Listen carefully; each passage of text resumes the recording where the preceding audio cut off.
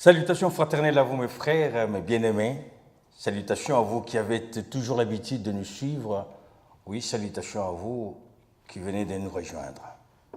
La semaine précédente, vous avez pu remarquer mon absence, mais rassurez-vous, de cœur, on a été unis. Autant comme dirait l'apôtre Paul, aujourd'hui, depuis tout ce temps-là, j'avais ardemment un vif désir de nous retrouver encore une fois dans ce beau cadre de l'émission Je n'ai point honte de l'Évangile, dont l'hôte principal n'est autre que le pasteur Philippe Joly. Bonsoir, pasteur. Bonsoir. On s'est manqué la semaine dernière. Ah oui, énormément. Ça me fait très plaisir de te retrouver. Ouais. Comme je vous l'avais dit, hein, il est là et ça nous fait toujours plaisir de travailler ensemble. Vous savez, quand vous avez pris des habitudes, quelquefois, c'est pas toujours simple. D'ailleurs, le français dit, il y a un dicton qui dit les habitudes deviennent une seconde nature. Et je crois que c'est devenu comme une seconde nature que de pouvoir travailler ensemble. Je vous salue en même temps au nom du Seigneur Jésus pour votre présence. Que Dieu vous bénisse richement. Oui,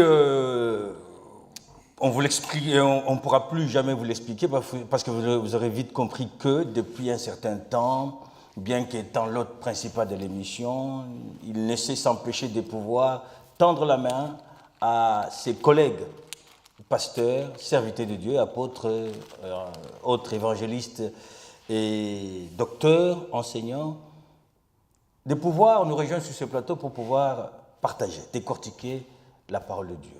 Aujourd'hui, en effet, on est trois avec un invité qui nous vient de très loin, plus de 8000 km, mais dans ce cadre, il est de là, parce que ce cadre des réseaux sociaux, ce cadre virtuel est sans limite, sans distance. C'est le pasteur Robert Kelalo. Bonsoir, pasteur. Bonsoir, mon bien-aimé. On est très heureux de vous accueillir dans ce cadre. Merci beaucoup, moi aussi. Et comment vous allez? Oui, je vais bien, très bien. Je suis à côté de mon frère. Ça me fait plaisir de participer à cette émission. Vous venez de Kinshasa, c'est ce que vous Oui. dites? Ouais. Comment se porte le pays le plus beau du monde, quoi. Ah oui, mais J'aime bien mon pays. Tout pays est beau du monde, est plus beau du monde. Oui, j'ai bien souligné le plus beau. Oui, mais la France aussi, elle est plus belle. Bon, ça, c'est les Français, mais pour moi, le pays le plus beau, c'est mon pays. Non, ça, c'était juste pour vous titiller, question de pouvoir un peu vous mettre dans le bain. Parce que comment vont nos frères à l'église à Kinshasa? Oui, les frères vont très bien. Nos frères et c'est vrai sœurs, que hein? la situation du pays, mais nous avons la foi, nous croyons en Dieu. C'est vrai que nous passons des moments un peu compliqués avec la perte de deux grands héros qui viennent de tomber. Yeah. Mais c'est la volonté de Dieu. Donc nous sommes en prière et nous sommes aussi en deuil. Et nous lui rendons gloire, quoi, notre du Seigneur. Toute chose, oui. Pasteur Philippe Joly, pasteur Robert, ça date de quand? Oh, pasteur Robert, ça fait déjà une dizaine d'années qu'on se connaît, on avait reçu à l'église, et pour la toute première fois d'ailleurs, lorsqu'il est intervenu au milieu de nous, c'était dans le cadre d'une veillée, et je me souviens encore très bien. On a reçu à l'église? Oui, Amour et Vérité. Amour et Vérité, absolument. À Montreuil en France. Non, à l'époque, nous étions à Saint-Denis en France. En France, voilà. Oui. Et je me souviens très bien encore du thème de son message, c'était un trou dans le mur. Ouais. Le trou dans le mur. Wow. Ah, tu vois ça, hein? Vous avez été édifié, j'espère. Mais je te dis que c'était trop édifiant. Et d'ailleurs, c'est dommage qu'il n'ait pas abordé ce sujet ce soir. Mais peut-être prochainement. Que cela ne tienne, il faudrait qu'il revienne encore pour ce sujet-là. Ouais, en tout cas, j'ai beaucoup aimé. Le trou dans le mur. Alors, va développer ça, le trou dans le mur. Mais dans les Écritures, il y a tellement de mystères, il y a tellement de choses intéressantes. C'est une grande forêt, hein. Avec la boussole du Saint-Esprit, on découvre énormément de choses. Et vraiment, j'ai beaucoup apprécié son ministère. Ensuite, on l'a reçu encore. Bon, bref, aujourd'hui, c'est un ami. Lorsque nous allons à Kinshasa, nous allons aussi édifier les enfants de Dieu là-bas. On se connaît de famille. Voilà, donc c'est aujourd'hui, au-delà de la chair, c'est aussi un frère, c'est un ami que j'apprécie particulièrement. Monsieur Robert, vous n'allez pas nous parler des fissures dans le mur, parce qu'autrefois c'était les trous dans le mur, fissures dans le mur. Nous avons un autre thème. Vous avez notre thème. Que prochainement, on peut toujours parler de ça aussi. Gloire à Dieu. Alors, quel est donc ce thème que vous voulez partager avec le peuple de Dieu? Bon, aujourd'hui, je voulais parler de la découverte de la famille chrétienne. La découverte de la famille chrétienne. C'est-à-dire que si c'était moi, j'allais dire la découverte de ma famille chrétienne. Alors pour tout le monde, nous voulons parler de la découverte de la famille chrétienne. Vous voulez dire, pasteur, qu'on est en perdition, en manque de reconnaissance. C'est pourquoi il faudrait, on procède à une recherche pour découvrir. Ou bien on est dans une famille qu'on ne reconnaît pas. Bon, en fait, c'est comme la Bible dit, mon peuple. Parce que la découverte part de l'ignorance. Oui. Bon, ce n'est pas totalement l'ignorance, mais c'est juste une information pour que les gens comprennent et se rendent compte. D'accord. C'est-à-dire que nous pouvons être dans une famille, mais on n'a jamais découvert cette famille-là. Alors nous voulons un peu apporter un plus pour que les gens qui viennent dans cette famille découvrent réellement ce que c'est cette famille et quels sont les objectifs que Dieu a définis pour cette famille et pour les membres de cette famille. Donc vous avez dit à la découverte de ma famille chrétienne. Voilà. Qu'est-ce que vous entendez par famille chrétienne? Tous ceux qui croient en Jésus-Christ. Donc c'est une grande famille, une famille mondiale, hein, élargie par tout le monde. Donc nous sommes tous une même famille. Oui, c'est une grande famille. Alors, comment procéder à la recherche de cette famille-là, alors que si quelqu'un habitait à Paris, comment reconnaître sa famille dans son étendue jusqu'à Kinshasa? Est-ce que c'est ça ou bien c'est autre chose? Bon, nous savons qu'il y a l'église en lettre E, en disons grand E, c'est l'église universelle, c'est le corps du Christ. Ah, mais nous avons aussi l'église en petite lettre E, qui est l'église locale, implantée dans un milieu, dans un lieu, dans un coin, avec un nom, avec une vision. Mais tous nous faisons partir de la grande famille qui est l'église universelle. Ah, donc en parlant de la famille chrétienne, dans votre intitulé, vous faites référence à l'église. Je fais référence à l'église, et c'est pourquoi je me base des psaumes 133 comme texte de base. Oui, qui nous dit? Psaume 133 du premier au troisième verset. Je peux... Avec votre permission, vous lisez? Oh, il n'y a pas de souci. Si ça peut te soulager, comme ça, c'est la première fois de lui préparer de bonnes questions. Alors, il est écrit, voici, oh, qu'il est agréable, qu'il est doux, pour les frères de demeurer ensemble. C'est comme l'huile précieuse qui, répandue sur la tête, descend sur la barbe d'Aaron, qui descend sur le bord de ses vêtements. C'est comme la rosée de l'Hermon qui descend sur la montagne de Sion. Car c'est là que l'Éternel envoie la bénédiction, la vie pour l'éternité. Voilà. Donc, quand nous voyons même l'intitulé de ce texte ici, on dit que c'est les cantiques des degrés. En fait, l'auteur de ce texte-là voulait montrer l'image que le peuple d'Israël avait par rapport à l'Église. Cantique des degrés, c'est-à-dire que l'Église était bâtie sur des montagnes et qu'il y avait des escaliers, il y avait des étapes. Quand les gens venaient de leur maison, ils montaient par degrés pour arriver à l'Église. Alors quand on parle de cantique des degrés, c'était un état d'esprit, un état de préparation que le peuple d'Israël avait. C'est-à-dire que depuis la maison, ils étaient instruits à se préparer à la rencontre du Seigneur.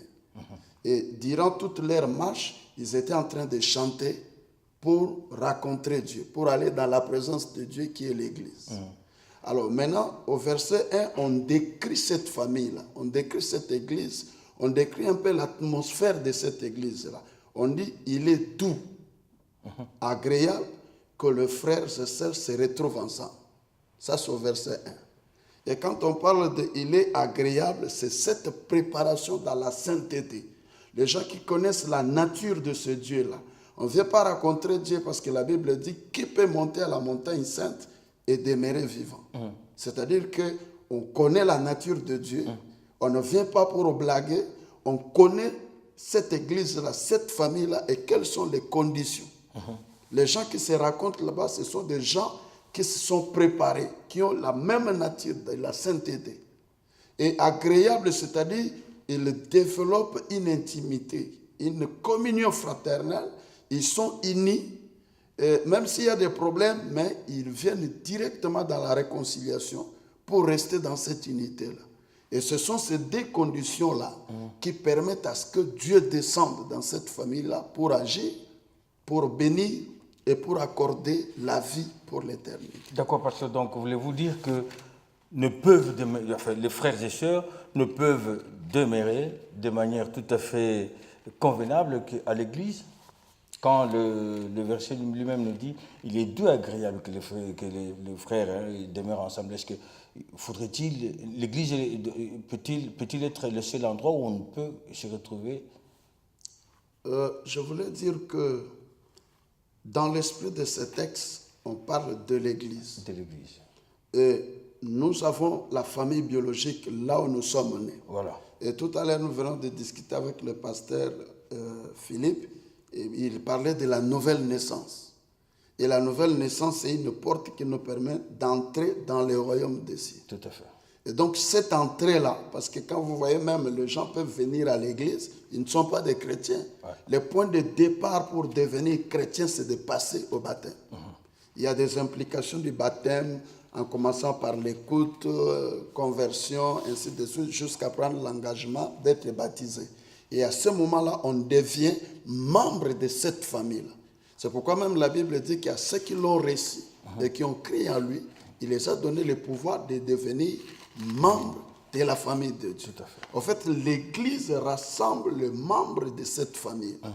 Et donc, notre problème ici, c'est faire comprendre aux gens que l'Église n'est pas un lieu où tout le monde vient pour danser, pour écouter la prédication et partir.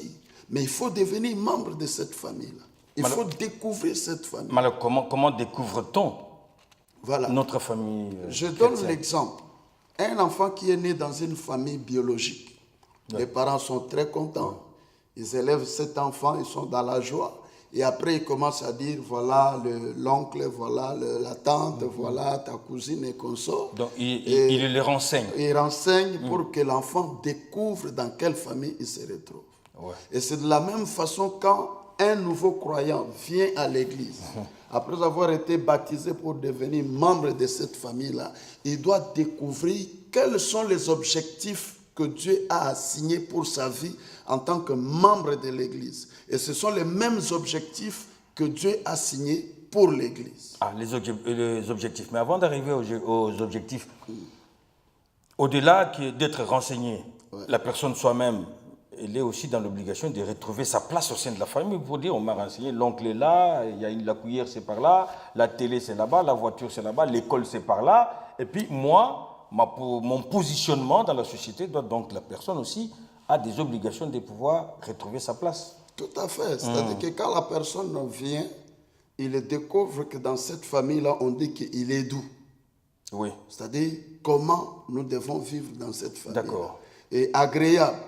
C'est-à-dire on lui enseigne la sanctification, on lui enseigne la sainteté, la nature de Dieu, comment marcher avec Dieu. Il comprend un peu le fonctionnement de cette famille-là.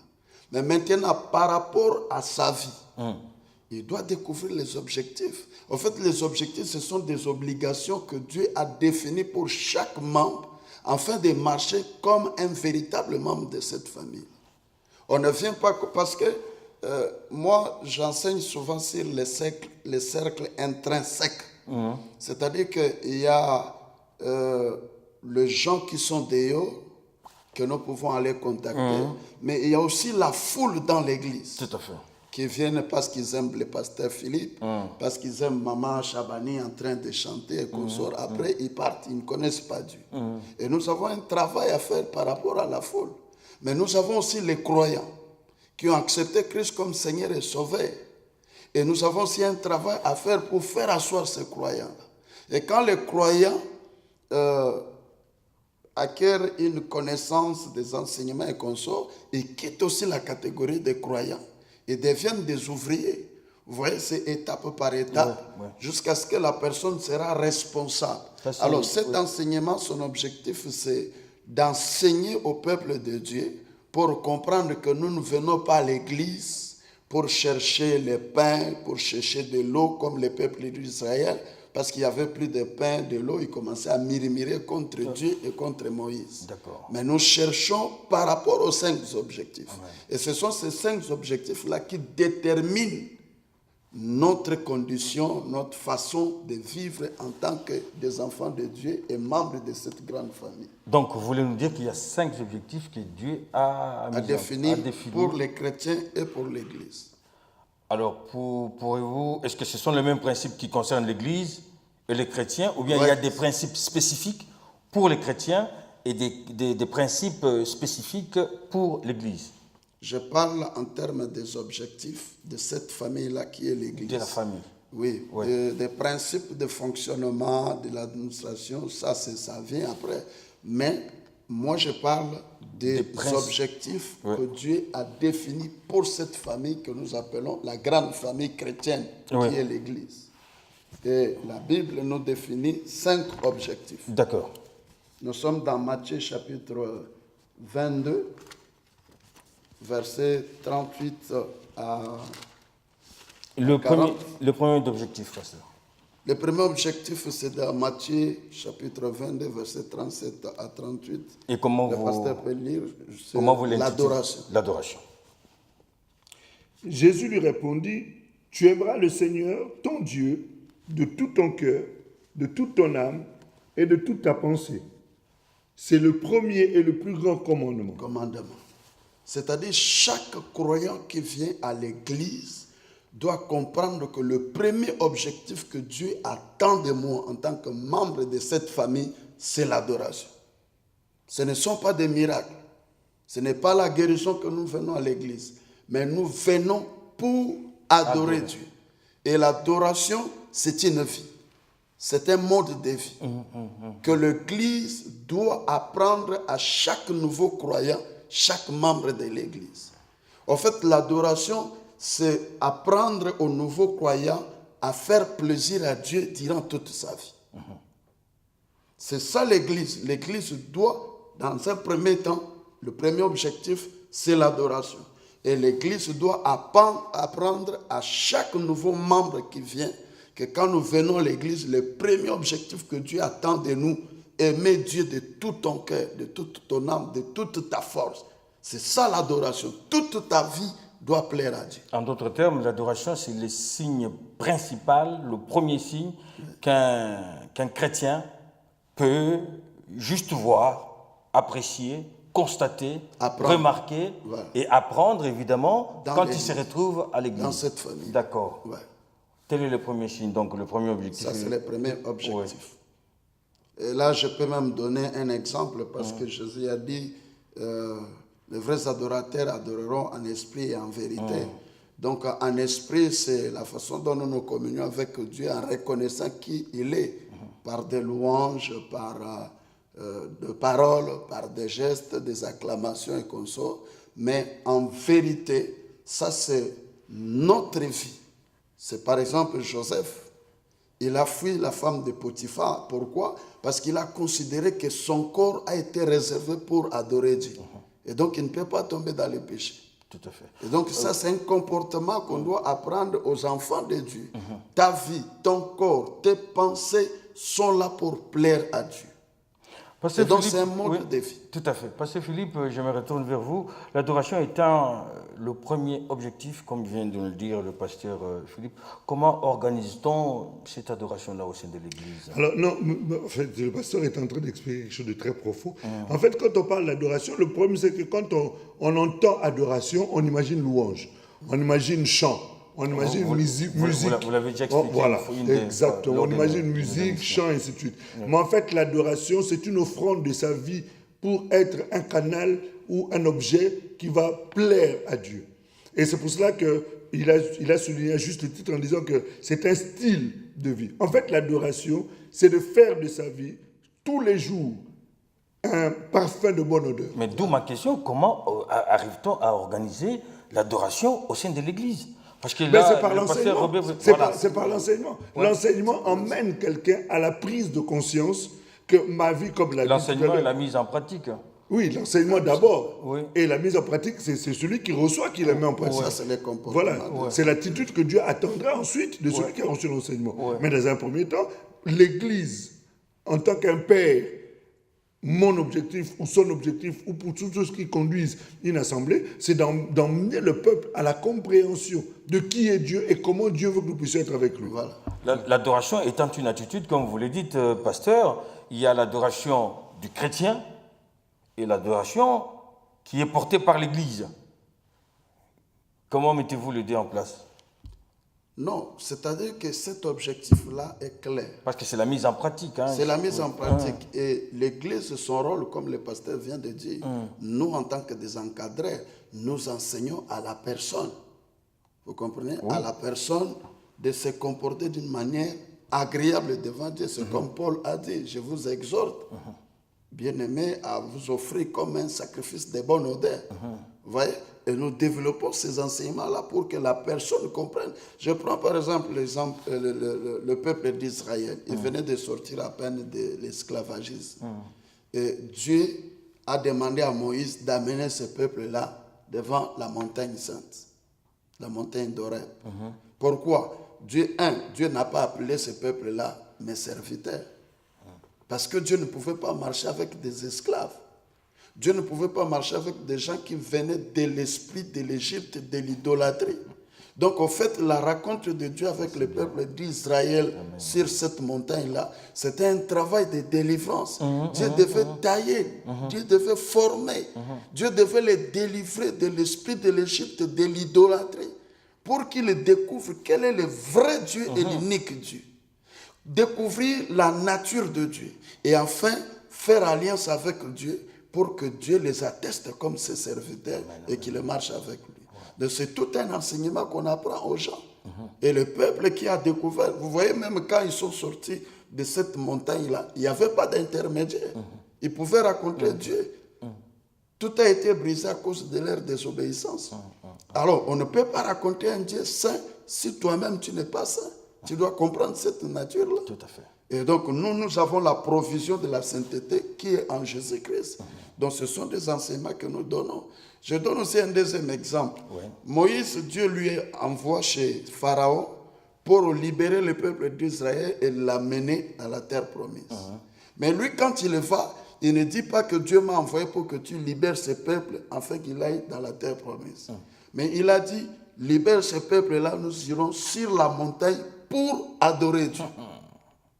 Or, la montagne dans le désert, c'est la privation. C'est des problèmes, c'est des difficultés. Les gens ne viennent pas pour chercher le mariage et consort. Mais manque de mariage, souffrance, dans le désert, nous sommes là pour adorer Dieu. Amen. Et quelle est la révélation? C'est quoi? Même si on envoie les sorciers, on envoie des démons pour écouter nos prières, ils seront dans la confusion. Ils vont les rapporter à Pharaon, mais ce sont des imbéciles, des fous. Ils n'ont rien vu, mais ils disent que Dieu, tu es grand, tu es capable, tout ça. Hein? On n'a pas entendu, donne-moi les mariages, détruis ma tente, tout ça. Parce que les ennemis viennent pour écouter nos prières. Vous voyez? Et ils nous combattent, ils changent de formule. Tout à fait. Mais quand nous sommes dans le désert, dans la privation, pour adorer Dieu, l'ennemi est dans la confusion. Et Dieu descend. Alors, il faut apprendre cet enseignement-là aux enfants de Dieu pour qu'ils le comprennent. Tout à fait. Par l'adoration, Dieu descend. Alors, il descend pour faire quelque chose. Oui, c'est là qui nous amène peut-être au deuxième objectif. Quand Dieu descend, il descend dans la joie, il descend avec des solutions. Pour nous amener au deuxième objectif quand même. Bon, l'intervention de Dieu, ce n'est pas par rapport aux objectifs. Ça, ce sont des principes que Dieu a définis pour que le peuple vive d'une façon douce et agréable. Tout à fait. Afin que Dieu déverse sur eux des bénédictions. Et on précise, bénédiction et la vie pour l'éternité. Amen. Amen. Ouais.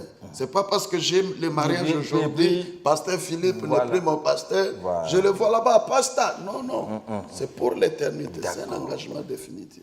Bien. Et le second objectif alors? Le second objectif, c'est la maturité. Qui est attaché à la maturité spirituelle. D'où vient la maturité? Parce qu'on adore, on devient mature en adorant. C'est aussi la responsabilité de l'Église. Parce que quelqu'un qui vient, il trouve pasteur Robert en train de prêcher, citer des versets bibliques, adorer, un frère en train de chanter, il dit mais c'est pas possible. Comment cet homme-là chante sans interruption, il prie? Comment ma sœur qui a marché avec moi, il modère? Il est étonnant. Maintenant, le rôle de l'Église, c'est quoi? C'est d'enseigner, c'est de former à cette personne-là pour quitter la phase de l'ignorance, la phase de l'enfantine, pour connaître un développement spirituel, une croissance, et puis devenir ce que Dieu veut pour lui. Devenir mature. Mature, voilà. Et vous avez un passage à nous donner ou bien ça fait partie seulement des 5 objectifs? Oui, des 5 objectifs. Alors, le troisième objectif, alors, pasteur. Le troisième... Tu voulais donner un passage? Non. Bon, la maturité spirituelle, c'est toujours quand vous parlez de Matthieu 22, mais à partir du verset... bon, nous pouvons prendre même Matthieu 28, 19. Où Jésus est en train de dire clairement, allez, faites de toutes les nations des disciples, les baptisant au nom du Père, du Fils et du Saint-Esprit, et enseignez-leur à observer tout ce que je vous ai prescrit. Voilà. Et voici, je suis avec vous tous les jours, jusqu'à la fin du monde. Voilà. Donc, quand nous voyons ce passage-là, faites, il y a le verbe faire. Quand Dieu dit, faisons l'homme, c'est-à-dire Dieu s'investit. Oui. Dieu prend l'homme. Dieu forme l'homme. Il y a une marche. Dieu dépose en l'homme quelque chose parce qu'il veut travailler avec lui. Et comme Dieu nous a donné les mandats, Jésus nous a donné ces mandats-là, il ajoute, enseignez-les à observer ce que je vous ai prescrit. Donc en fait, cet enseignement par l'enseignement, ils vont croître. Permet à la personne de croître et de devenir mature. Gloire à Dieu. Et je voudrais juste rajouter le passage de Galates, où on nous dit aussi longtemps que l'héritier est un enfant. Voilà. Je dis qu'il ne diffère en rien d'un esclave, quoi qu'il soit le maître de tout. Mais il est sous des tuteurs, des administrateurs, jusqu'au temps marqué par le Père. Nous aussi, de la même manière, lorsque nous étions enfants, nous étions sous l'esclavage et les rudiments du monde. Mais lorsque le temps a été accompli, Dieu nous a envoyé son Fils, ainsi de suite. Donc l'apôtre Paul est en train de dire aussi dans le 1 Corinthiens chapitre 13, il dit, lorsque j'étais un enfant, je parlais comme un enfant, je me comportais comme un enfant. Mais lorsque j'ai grandi, j'ai abandonné tout ce qui était de l'enfance. Donc on voit par là que, comme le pasteur disait à juste titre, il faut qu'il y ait une croissance, il faut qu'il y ait un développement spirituel. Et dans les livres de Jacques, me semble-t-il, au chapitre 5, l'apôtre Paul est toujours en train de nous montrer qu'il est important de quitter l'étape de l'enfance pour aller dans la dimension de la maturité. Parce que si ça ne se fait pas, le problème qui va se poser, c'est qu'on va rester dans la dimension de l'enfance et on risque de ne pas évoluer dans les choses de Dieu. Voilà un peu. Donc l'aspect de la maturité, est mis en évidence. Est mis en évidence parce que nous devons quitter l'étape de l'enfance et aller dans la dimension de la maturité. L'apôtre Paul est en train de dire dans 1 Corinthiens 3, à partir du verset 1, il est en train de parler, il dit, je ne vous parle pas comme à des hommes spirituels, mais comme à des hommes charnels. Or, quand on parle de la maturité, on parle des hommes spirituels. Et 1 Corinthiens 2 nous dit que les hommes spirituels savent juger, savent apprécier les choses, ils savent comprendre le fonctionnement du royaume. Le pasteur avait dit que quand le peuple d'Israël est sorti de l'Égypte, tous ceux qui étaient sortis, curieusement, sont morts dans le désert. Ne sont entrés dans le désert qu'un nouveau peuple. C'est-à-dire comme si un peuple qui était né dans le désert, une forme de nouvelle naissance. Tu vois, et ils sont passés sous les eaux dans la mer comme forme de baptême. Tu vois. Donc c'est vraiment la population a été renouvelée. Absolument. Donc une nouvelle naissance est importante pour pouvoir comprendre les choses de Dieu. Et la croissance dans l'enseignement est importante également pour amener le peuple à la maturité. Avant que le pasteur Robert ne nous donne le troisième objectif ou principe, je reste sur vous, pasteur Philippe. Premier objectif, adoration. Deuxième, maturité spirituelle. Quand on est aguerri dans l'adoration, on a une certaine maturité spirituelle au sein de l'Église. Quoi de plus normal d'être déjà... Oui. De se retrouver... C'est pour ça que le pasteur disait que c'était important que les gens connaissent ça. De ressentir la douceur Oui, de manifester plutôt la douceur, Oui. hein, d'être agréable et d'être doux. Oui. Et la Bible d'ailleurs que votre douceur soit connue de tous. Voilà. Comment peux-tu manifester la douceur alors qu'il y a encore toute la méchanceté? D'où Voilà. le travail, le travail comme dit si bien notre bien-aimé Jérémie, le travail de transvasage. C'est-à-dire que tu passes de vase en vase pour vider tout ce qui est de la lie, de l'impureté, jusqu'à ce que l'eau devienne pure. Voilà, c'est ce travail-là que le pasteur est en train de faire. La maturité spirituelle, ça tient à un sujet que nous avons débattu. Oui, nous avons débattu ce sujet-là. Dépouillement. Le dépouillement, effectivement, la maturité, c'est quelque chose de... En fait, c'est l'objectif poursuivi par Jésus avec son Église. Dieu nous veut que nous puissions atteindre 1 Corinthiens, Éphésiens chapitre 4, à partir du verset 11 jusqu'au verset 16, le rôle même de ce que le pasteur est en train de dire, le rôle même des pasteurs, des évangélistes, des docteurs, des apôtres et des, je ne sais pas, l'autre encore, et des enseignants, ben c'est d'amener à la stature parfaite. Voilà. À la stature parfaite. D'où le rôle que disait les 5 points. Un des 5 points, c'est que doivent faire les ministres à l'église, c'est pas de faire chanter les gens, c'est pas de... Enfin, excuse-moi, c'est pas de faire danser les gens, c'est pas d'amener les gens à devenir leurs fans, mais c'est de les emmener à devenir fans de Jésus et à connaître qui est Jésus et avoir la stature. Pourquoi? Pour qu'ils ne soient plus emportés à tout vent. Tu vois, pasteur. Oui, pasteur Robert, et le troisième objectif Le troisième objectif, c'est l'évangélisation. Et donc là, nous sommes dans Matthieu 28. C'est un commandement, c'est un ordre suprême que Christ nous a donné. Mais je ne dis pas que tout le monde est prédicateur. Cette évangélisation, oui. Vous pouvez nous faire une nuance entre évangélisation et être évangéliste? Il y a des choses différentes. Je parle de l'évangélisation comme un témoignage, comme quelqu'un qui reflète la nouvelle identité qu'il a envers les païens. Tout à fait. C'est-à-dire par ton comportement. Et c'est là que vous voulez parler. J'ai beaucoup aimé l'intervention de l'évangéliste Eric. Il a animé un séminaire sur la conversion chez nous. Eric Kiakwama. Chez nous. Il a dit la rencontre avec Christ, c'est comme une rencontre d'un grand camion avec une petite voiture. Les deux viennent en grande vitesse et le grand camion va décomposer la petite voiture. Et quand on regarde la petite voiture, on n'a plus l'idée. Il y a des dégâts qui s'opèrent. C'est-à-dire que quand Jésus raconte la vie d'une personne, on doit avoir des dégâts. Les parents peuvent même se poser des questions, mais finalement, il n'a plus notre caractère, il a changé, qu'est-ce qui lui arrive et qu'on sort. Donc ça, c'est un témoignage. Ça, c'est de l'évangélisation.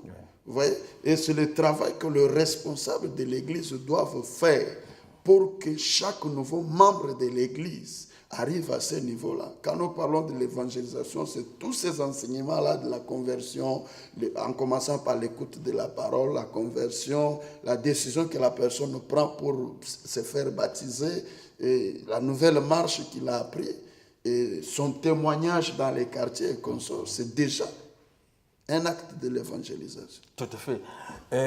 Bel exemple que celui du grand camion qui croise une petite voiture. Bel exemple de notre évangéliste Kiakwama que nous saluons de passage. Oui, donc, il a même donné l'exemple de la rencontre de Paul avec Jésus. D'accord. En cours de route. Donc, Paul, c'était un homme fort. Paul avait des objectifs déterminés pour son voyage. Mais cette rencontre-là a créé des dégâts. Les gens étaient étonnés, mais ce n'est pas Paul. Vous comprenez? Même quand il est venu auprès des autres disciples, ils ont dit non, nous connaissons cet homme. Voilà. Donc ça, c'est un dégât que nous, en tant que des serviteurs, nous devons enseigner aux gens. Et nous devons voir ces résultats-là. Donc vous dites, pasteur Robert, que le troisième objectif, c'est l'évangélisation qui tient au témoignage du chrétien. Du chrétien.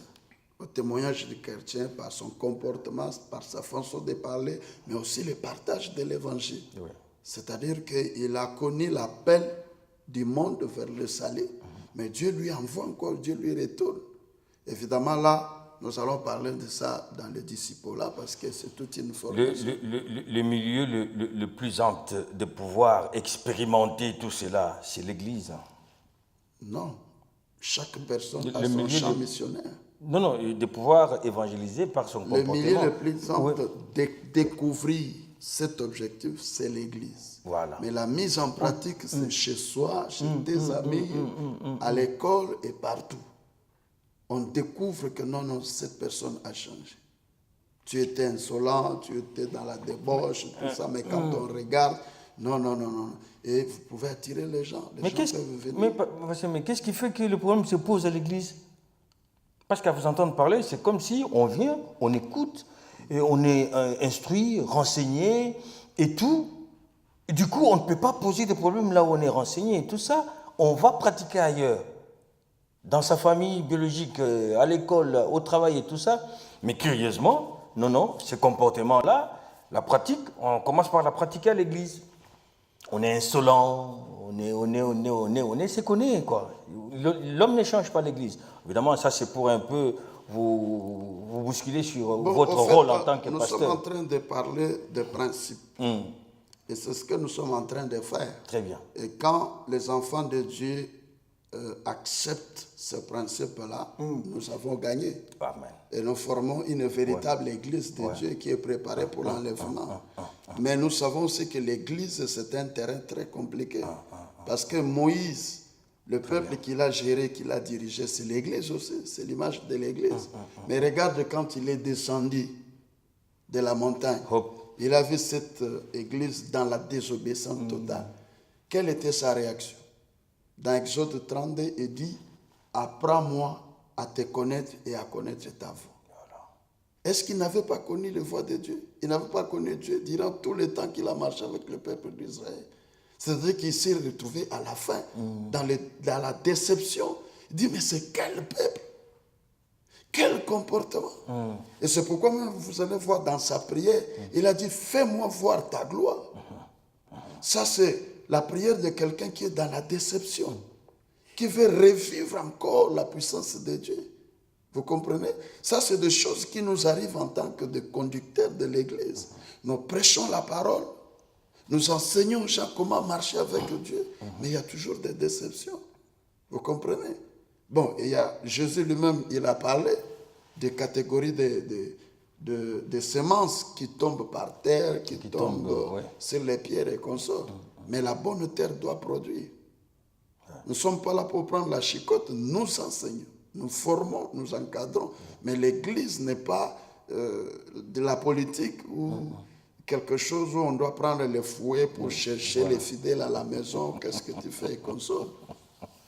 Notre prière, c'est que cette semence tombe sur la bonne terre pour produire de bons fruits. Tout à fait, c'est votre prière, pasteur. Oui. C'est notre prière que le Saint-Esprit, qui est le propriétaire de l'Église, fasse son œuvre. Parce que c'est lui qui fait le travail. La Bible dit que nous sommes... Il parlait tout à l'heure du témoignage, et il a dit que nous sommes... Notre témoignage, c'est notre vie. Parce que la Bible dit que nous sommes une lettre lue de tous les hommes. Voilà. Donc partout où nous allons, notre comportement... Et d'ailleurs, la Bible dit que ce comportement, il doit être d'autant plus vrai au milieu des païens, parce que le jour où ils se convertiront, ils béniront Dieu pour ta vie. Parce qu'ils reconnaîtront que ce gars-là, cette femme-là, c'était vraiment un véritable enfant de Dieu. Parce que ce que je découvre aujourd'hui, par rapport à ce qu'il faisait, chapeau. Mais si tu sais, quelqu'un est un aventurier, comme tu dis, il écoute la parole, on l'a enseigné, on prie avec lui, ainsi de suite, mais à l'extérieur, il a une autre vie. Le jour où ces personnes qui l'entourent se rendront compte qu'ils viendront peut-être à l'église, pas à cause de lui, peut-être même à cause de ce qu'il dit. Mais quand ils vont venir, ils se rendent compte que finalement, ce gars, tout ce qu'il nous dit, c'est bien. Mais ce qu'il fait, ça n'a rien à voir avec ce qu'il dit. Donc c'est pour ça que le témoignage doit être un témoignage vrai, non seulement par notre attitude, mais aussi par ce que nous disons. Amen. Alors, pasteur Robert, et le quatrième objectif? Le quatrième, c'est le service. Le service. Ouais. Là, nous retrouvons ça dans Matthieu 22, à partir du verset 39 à 40, où Jésus parle du deuxième commandement. Et voici le second, qui est semblable. Tu aimeras ton prochain comme toi-même. De ces deux commandements dépendent toute la loi et les prophètes. Voilà. Donc, on ne peut pas dire qu'on aime Dieu sans aimer celui qui est à tes côtés. On ne voit pas Dieu, mais on dit qu'on l'aime. Mais on n'aime pas celui qui est à ses côtés. Donc, l'amour doit commencer par celui qui est à tes côtés. C'est pour dire que quand nous disons que nous servons Dieu, nous devons aussi servir nos prochains. Et quand nous parlons du service, c'est tout un ensemble de la communion fraternelle, de l'amour. C'est tout un comportement. C'est tout un comportement, l'unité, qui définit la caractéristique des enfants de cette église, de cette famille-là. C'est-à-dire que l'autre qui est venu comme membre de cette église n'a pas fait un effort pour venir là-bas. C'est Dieu qui l'a pris de quelque part pour l'amener dans cette famille. Dans sa famille. Oui, c'est comme quand nous discutons avec le pasteur, il parlait du jardin d'Éden comme l'atmosphère de Dieu, la présence de Dieu. Et la Bible dit même dans Genèse 2,15 que Dieu prit l'homme et le plaça dans le jardin d'Éden. L'homme était où? L'homme était quelque part. Quelque part dans sa famille, dans des boîtes de nuit et consorts. Et Dieu l'a pris pour l'amener dans sa présence. Et la présence de Dieu, c'est dans l'église. Et c'est dans cette famille-là. Et donc, je suis obligé d'aimer mon frère, d'aimer ma sœur. Je ne peux pas détruire ma sœur. Je ne peux pas détruire mon frère parce qu'il est mon frère que Dieu m'a donné. Je dois l'aimer. Je dois le servir. Je dois l'assister. Et donc, c'est comme ça que vous voyez même dans ce service-là, Jésus a dit même dans Matthieu 28 qu'en les baptisant, c'est-à-dire c'est une expérience de la communion fraternelle que nous partageons pour dire que nous sommes des frères et sœurs et nous commémorons la mort et la résurrection de Christ. Alléluia. Vous voyez? Cet amour-là, donc on doit développer cet amour, on doit développer cette unité, cette communion fraternelle. Et quand nous parlons de service dans cette famille-là, c'est-à-dire quelqu'un qui acquiert la maturité spirituelle, il développe le désir de la retraite, il développe le désir de servir Dieu, il développe le désir de travailler. Or, quand on travaille, il y a des principes, on ne peut pas travailler seul, on doit travailler toujours en unité. Vous voyez? Et quand nous travaillons en unité, il y a quand même des caractéristiques, des principes qui nous unissent. Parce que quand nous sommes unis, nous sommes forts. Vous comprenez? Et donc, dans tout ça, nous appelons ça le service, mais là-dedans, il y a l'amour, il y a la façon de vivre dans cette grande famille-là que Dieu nous a donnée. Et le cinquième objectif alors? Le cinquième, c'est les disciples. Les disciples là. Oui. Faites de toutes les nations mes disciples. Les disciples là, ça veut dire qu'on devient tous des disciples. Former les gens parce que, au fait, qu'est-ce que vous pouvez nous faire entendre par les concepts disciples au jour d'aujourd'hui? Parce que voilà. chaque fois qu'on nous dit disciples, c'est-à-dire serviteur de Dieu. Quand nous venons tous à l'église, Dieu attend de nous, hommes, femmes, comme ses serviteurs. Amen, amen, amen. Ouais. Nous ne venons pas pour être des spectaculaires, des spectacles plutôt, mais nous venons pour servir Dieu. Maintenant, il y a la formation. Et puis, il faut que nous comprenions que l'appel a des dimensions. Le premier appel, c'est l'appel au salut. Dieu nous a arrachés du monde. Dieu nous a amenés à l'église.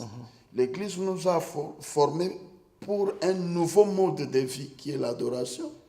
Et l'église nous a formés, nous a aidés pour acquérir la maturité spirituelle. L'église nous a intégrés dans cette famille-là pour comprendre comment ça marche, comment servir Dieu. Qu'est-ce qui nous reste? C'est de servir Dieu. Maintenant, comment nous devons servir Dieu? Ah, nous avons un maître. Oui. Et nous sommes des disciples. Oui.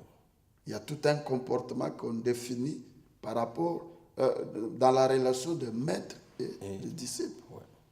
Nous devons être formés, nous devons travailler comme notre maître. Nous devons aimer notre maître et nous devons soutenir l'œuvre de notre maître. Pouvez-vous nous donner quelques exemples?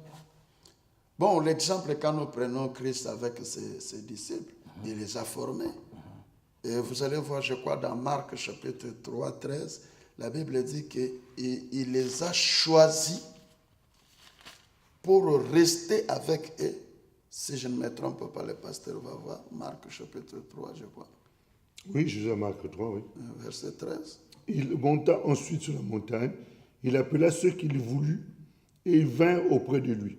Ils étaient 12 pour les avoir avec lui et pour les envoyer prêcher avec le pouvoir de chasser les démons. Voilà. Le texte qui m'intéresse, la partie qui m'intéresse, pour les avoir avec lui. Mais c'était quoi? Rester avec lui. Pour que Jésus puisse travailler leur caractère. Parce qu'au fait, quand nous sommes nés, nous avons les caractères naturels, le caractère de la famille. Il y a des bons caractères et qu'on sort. Par exemple, je suis né très gentil et qu'on sort. Mais quand tu touches à ma femme, je laisse la gentillesse. Et c'est de la bagarre. Vous comprenez? Mais quand ce caractère est mort, ressuscité avec Christ, il devient un talent. C'est toute une formation. Et là, on se comporte, on a les caractères du maître. C'est-à-dire que Jésus est resté avec eux et pour les former. Ils ont appris à comprendre comment Christ se comportait. Il vient de prêcher, il monte à la montagne pour prier. Très tôt le matin, il prie. Il est très positif, il est méditatif. Tous ces comportements-là, ils étaient en train d'apprendre. Et quand ils sont devenus comme Christ, alors Christ les envoie maintenant pour prêcher, pour chasser les démons, pour imposer les mains aux malades. Alors, comment ramener cet exemple-là au sein de la famille chrétienne qui est l'Église? Quand Christ est parti, il nous a donné cet ordre suprême. Allez, faites de toutes les nations mes disciples. C'est-à-dire que nous sommes des disciples de Christ. Nous travaillons au modèle de notre maître. Et il nous a donné le mandat d'aller faire de toutes les nations des disciples. Et le processus, c'est le cinq objectifs. Nous allons évangéliser. Nous gagnons les âmes. Nous les amenons à l'église. Nous ne les laissons pas comme ça. On doit les enseigner pour qu'ils quittent le premier objectif jusqu'au cinquième objectif. Pour les former comme des disciples et les envoyer à leur tour dans le monde pour gagner des âmes. C'est un cercle vicieux. C'est pourquoi moi je dis toujours que gagner les âmes, grandir l'église, ce n'est pas seulement la tâche du pasteur. Le pasteur prêche fort. Heureusement. Parce que quand on regarde l'Éphésiens chapitre 4, la Bible dit qu'ils doivent atteindre la stature parfaite pour l'œuvre du ministère. Voilà. Tu vois, pour l'œuvre du ministère. Donc le ministère en question, c'est le ministère des fidèles. Ceux qui doivent faire le ministère. Et là, d'où je te rejoins, là où tu parlais du disciple-là, ils sont formés pour qu'eux aussi puissent sauver. En fait, on est sauvés pour sauver. Tu vois. Donc c'est ça. Donc dès le moment où en fait, les gens regardent aussi beaucoup au pasteur parce qu'il y a quelque part dans certaines assemblées le culte de la personnalité. Voilà. On développe, on met l'homme de Dieu sur un piédestal. Comme un Dieu. Là. Comme un Dieu. C'est lui qui sait tout, c'est lui qui peut tout, c'est lui qui connaît tout. Alors à un moment donné, les gens s'attendent à lui. Mais lui-même aussi, il peut tomber dans le piège. Mais il est déjà tombé dans le piège. Mais il est déjà dans un piège. En faisant sous-entendre qu'il est idolâtre. Donc l'objectif du Seigneur, c'est justement ça. C'est de sauver, enseigner, transformer, équiper et renvoyer. Voilà. C'est ça le vrai terme, équiper. Pour envoyer. Bien. Donc, pasteur Robert Kelalou, nous avons bien suivi. Vous avez dit, votre intitulé était à la recherche de sa famille. À la découverte de sa famille chrétienne. Et pour ce faire, il faudrait réunir 5 principes. 5 objectifs. Donc le chrétien doit être en mesure, doit comprendre qu'il doit faire de l'adoration un comportement, un mode de vie. Il doit accéder à la maturité spirituelle. Parce que, sans vous interrompre, on ne peut pas venir à l'église, rester tel qu'on est venu, 2 ans, 3 ans, 4 ans, non. Vous êtes venu aujourd'hui bébé spirituel, demain on doit voir la croissance. Tout à fait. On va voir comment vous servez Dieu et vous évoluez. Et troisièmement, son comportement doit rendre un témoignage qui est digne qui est digne d'une d'un évangélisation. enfant de Dieu. Digne d'un enfant de Oui, Dieu. c'est-à-dire les qui a un comportements, aspect mais évangélique. aussi, on peut aussi enseigner aux gens. On Tout peut à aussi fait. intéresser les autres. Et être au service des autres. Voilà. Et enfin, être au service des dieux dans le disciple-là. Oui, après avoir été équipé, maintenant il faut aller dans les champs missionnaires. Et chacun a un champ missionnaire. Là où tu travailles, dans les quartiers, dans la famille et comme ça. Cela étant dit, Pasteur Robert, que pouvez-vous dire à une sœur, à un frère, eu égard à ces 5 objectifs pour pouvoir les fortifier, le réveiller, peut-être aussi le renseigner, parce que peut-être qu'il entendait les choses autrement, et voilà. Bon, en fait, nous ne sommes pas là pour condamner des gens, mais nous sommes en train de donner un plus, un enseignement, une connaissance pour que nos bien-aimés qui étaient dans l'Église, qui croyaient que l'Église, c'était une autre vision, mais à partir de ces enseignements, chacun peut se retrouver et se dire, non, non, je pense que je dois apprendre c'est quoi l'adoration. Parce que quand nous venons chanter, louer, tout ça, c'est nous rendons des actions de grâce à Dieu par rapport à ses bienfaits dans nos vies. Mais est-ce que tu connais ce Dieu-là? Est-ce que tu connais de quoi il est capable? Vous voyez? Donc tous ces enseignements-là, étape par étape, ce sont des grands enseignements. Ici, nous avons juste résumé. Donc quand on enseigne la maturité spirituelle, ça peut prendre même 1 mois. Tout à fait. L'évangélisation, la même chose, ainsi de suite. Mais du moins, ce sont des éléments qui nous réveillent que ça, ce sont des objectifs que Dieu a signés, non seulement pour l'Église, mais pour moi, chrétien. Et c'est mon devoir de suivre ces étapes-là pour devenir ce que Dieu veut. Parce que l'ordre suprême n'est pas donné seulement au pasteur. Allez, faites de toutes les nations mes disciples. Mais comment faire? Tu dois passer par ces 5 objectifs. Tout à fait. Après avoir été équipé, tu ne dois pas croiser les mains à l'Église. C'est ton travail. L'Église a besoin de gagner les âmes. Et ce travail-là, voilà. D'ailleurs, quelqu'un qui croise les mains, c'est qu'il y a un problème. Ouais. Parce que ce que j'aime bien, une chose que Jérémie est en train de dire, il dit, je sentais que ça bouillonnait en moi. Quand nous avons cru au Seigneur Jésus, bon, malheureusement, on n'a pas eu tous ces encadrements-là, mais ouais. toujours est-il qu'on avait aussi des frères qui, par amour pour l'œuvre du Seigneur, nous ont quand même donné quelques fondements, mais on n'était pas tranquille. Tant que je prêchais pas, je parlais pas de Jésus dans une journée, je me sentais mal à l'aise. Quand j'entre dans un métro, je parle. J'entre dans un bus, je parle. Donc je suis au milieu des gens, je parle. Vous voulez dire un chrétien qui réunit ces 5 principes, c'est un chrétien aguerri. Ah mais l'objectif, c'est cela.